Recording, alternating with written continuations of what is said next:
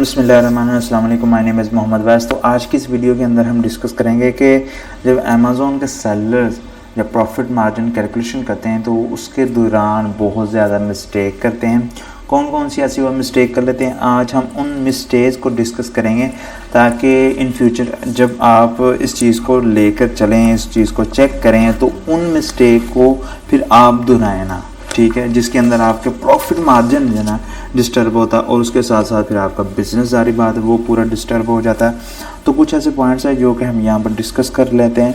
जैसे कि point number first में अगर हम बात करें तो पॉइंट नंबर फर्स्ट में ये है कि फॉर एग्ज़ाम्पल जो भी आपने कंपेटिटर सेलेक्ट किया है, यहाँ पर हम एग्जांपल के ज़रिए भी समझते हैं कि फॉर एग्ज़ाम्पल आपने टॉवल होल्डर का कंपेटिटर सेलेक्ट किया और इसका ये एसन लेकर आपने अपने रेवेन्यू कैलकुलेटर के अंदर पुट कर दिया और वो आप चेक कर रहे हैं। मगर जो आपने अपना जो प्रोडक्ट है फॉर एग्जांपल अली बाबा से या किसी भी जगह से आपने मैन्युफैक्चर करवाया तो उसकी जो डायमेंशन है ना वो आपके फॉर एग्जांपल इसकी डायमेंशन है या इसका वेट है ना वो इससे ज़्यादा है।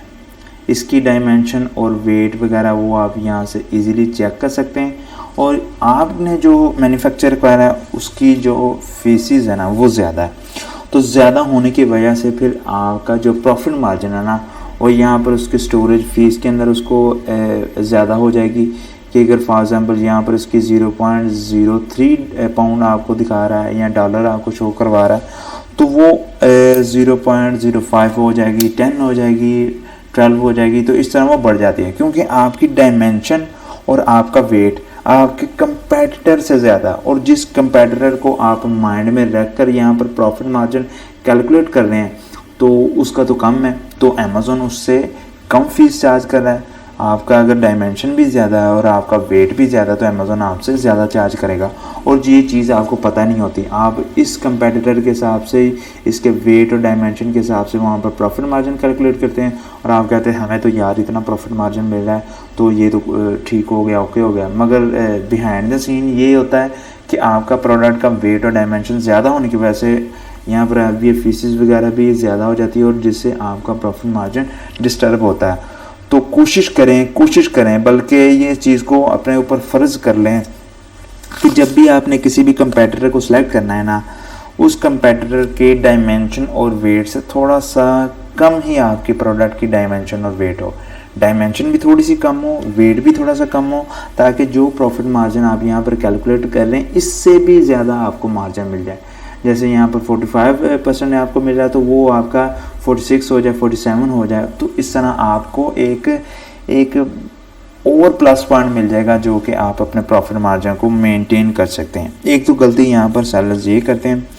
गलती नंबर 2 की अगर हम बात करें तो मिस्टेक नंबर 2 क्या है कि जब भी आप अमेज़ोन के ऊपर प्रॉफिट मार्जिन को कैलकुलेट करते हैं रेवेन्यू कैलकुलेटर के थ्रू तो उसमें आप अपने टैक्सेस को इंक्लूड नहीं करते हैं। यहाँ पर जैसे मैंने डिटेल के साथ पिछले वीडियो के अंदर बताया हुआ है कि किस तरह आपने 20% को कैलकुलेट करना है, किस तरह आपने 7.5% को आपने कैलकुलेट करना है और किस तरह आपने 0% वैट को कैलकुलेट करने के बाद अपने नेट मार्जिन को आपने चेक करना होता है। और इसी तरह यूएसए में भी आपने चेक करना था। और जब आप इस चीज़ों को अपने इस नेट मार्जिन के अंदर इंक्लूड नहीं करते, फॉर एग्ज़ाम्पल आपका 20% वैट बन रहा है जो कि 3.34 आपका यहाँ पर वैट बन रहा है तो तकरीबन 3.5 पाउंड वहाँ पर वैट बन रहा है। और अगर आप इसको हम माइनस कर लेते हैं, यहाँ पर अगर हम ज़ीरो कर लेते हैं तो इस तरह अगर आप कैलकुलेट करेंगे ना तो आपने तो कहना कि यार मेरा नेट मार्जिन तो 1.83% बन रहा है, ओए बल्ले बल्ले ये तो ऐसे हो जाएगा। मगर बिहाइंड द सीन आप इस चीज़ को यहाँ पर स्किप कर रहे हैं और जब आप लॉन्च करेंगे और आप ये चीज़ें जब देखेंगे तो फिर आप देखेंगे कि यार मैंने तो ये कैलकुलेट किया था तो मैंने तो पीपीसी की बिड भी इतनी बढ़ा दी, मैंने तो वो ऐसे कर दिया कि हमारे पास तो नेट प्रॉफिट बहुत ज़्यादा है, ऐसे वैसे। और आपके ऊपर जब वैट की बरसात होती है ना तो फिर आपका नेट प्रॉफिट डिस्टर्ब होता है, उसके साथ साथ दूसरे जितने भी मामला है ना वो भी डिस्टर्ब होते हैं। तो ये चीज़ आपने अपने माइंड में लाजमी रखनी है। उसके बाद हम बात करते हैं मिस्टेक नंबर 3 की। मिस्टेक नंबर 3 ये है, फॉर एग्ज़ाम्पल यहाँ पर आप अलीबाबा के ऊपर जा रहे हैं तो यहाँ पर आपको जो प्राइस देखने को मिलती है ना वो डॉलर में मिल रही है, यूएस डॉलर में मिल रही है कि यहाँ पर 5 पॉइंट इतने डॉलर हैं, इतने डॉलर हैं।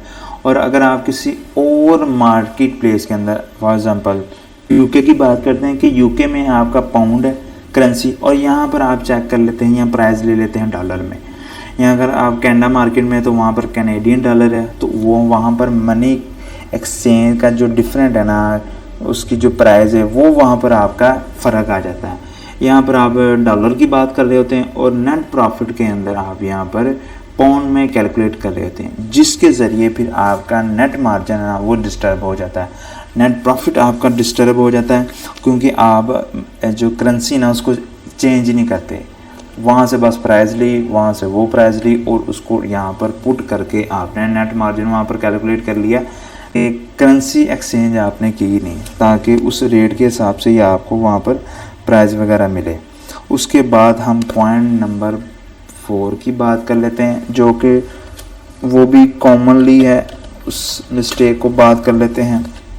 मिस्टेक नंबर 4 ये है कि आप यहाँ पर जो नेट मार्जिन यहाँ पर आप कैलकुलेट करते हैं, जितना भी प्रॉफिट मार्जिन आप कैलकुलेट करते हैं, उसके अंदर आप अपनी पीपीसी एडवर्टाइजमेंट वगैरह की प्राइस या उसकी इन्वेस्टमेंट को आप ऐड नहीं करते पर यूनिट के हिसाब से। फॉर एग्जांपल अगर आपकी 500 यूनिट है और 500 यूनिट के ऊपर आपका वहाँ पर $1000 आपका यहाँ 1000 पाउंड वहाँ पर आपकी एडवर्टाइजमेंट की कॉस्ट आ रही है, और वो भी आप अपने पर यूनिट को ऐड करने के अलावा यहाँ पर नेट मार्जिन को कैलकुलेट करते हैं। और फिर बाद में जब आप पीपीसी की या एडवर्टाइजमेंट की वहाँ पर इन्वेस्टमेंट करते हैं तो फिर आपके प्रॉफिट मार्जिन वहाँ पर फिर डिस्टर्ब हो जाते हैं। तो फिर आप कहते हैं कि यार ये क्या हो गया, ठीक है। तो ये चीज़ आपने अपने लाजमी माइंड में रखनी है। अगर आपके $1 $2 एडवर्टाइजमेंट की आ रही है तो वो भी आप साथ यहाँ पर इंक्लूड कर सकते हैं, ठीक है। इंक्लूड करने के बाद फिर ही आप यहाँ पर नेट मार्जिन को कर सकते हैं। फॉर एग्जांपल आप इसके अंदर इंक्लूड करने, इसके अंदर इंक्लूड कर लें ताकि वो ऐड हो जाए और उस हिसाब से यहाँ पर आपके नेट मार्जिन जो या नेट प्रॉफिट है ना वो वहाँ पर आपको देखने को मिले। इसके अलावा फिर हम बात करते हैं मिस्टेक नंबर 5 की।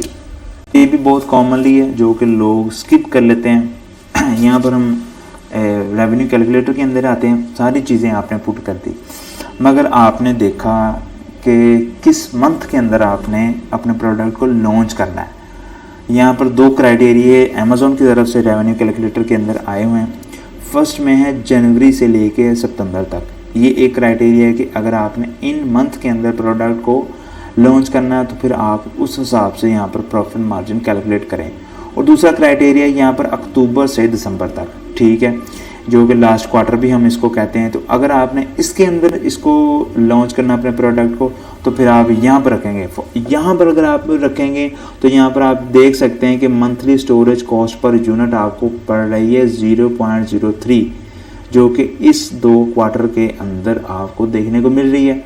तो यहाँ पर आपको ये प्राइस मिल रही है, मगर लॉन्च आप कर रहे हैं इन क्वार्टर के अंदर, इस क्वार्टर के अंदर, ठीक है।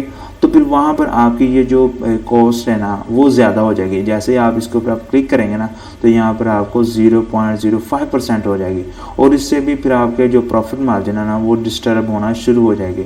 जैसे यहाँ पर अगर चेक करें तो नेट मार्जिन आपका 61.74 है ना, अगर आप जनवरी सितंबर करें तो यहाँ पर आपका बढ़ जाता है। तो यहाँ से भी आपका जो नेट मार्जिन है, नेट प्रॉफिट है, वो आपका डिस्टर्ब हो जाता है, ठीक है।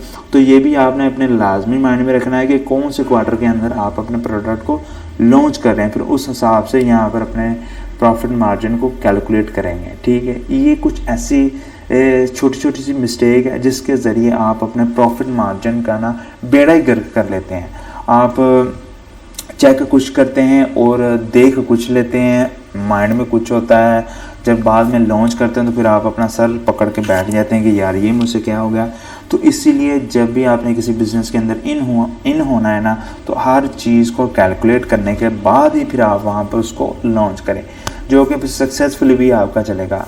हर बिज़नेस के अंदर जो है ना अप डाउन आते रहते हैं, मगर आपके एंड से हर कैलकुलेशन आपकी परफेक्ट होनी चाहिए ताकि इजीली आप वहाँ पर अपना अच्छा प्रॉफिट मार्जिन जनरेट कर सकें और अच्छी तरह वहाँ पर आप सेलिंग कर सकें।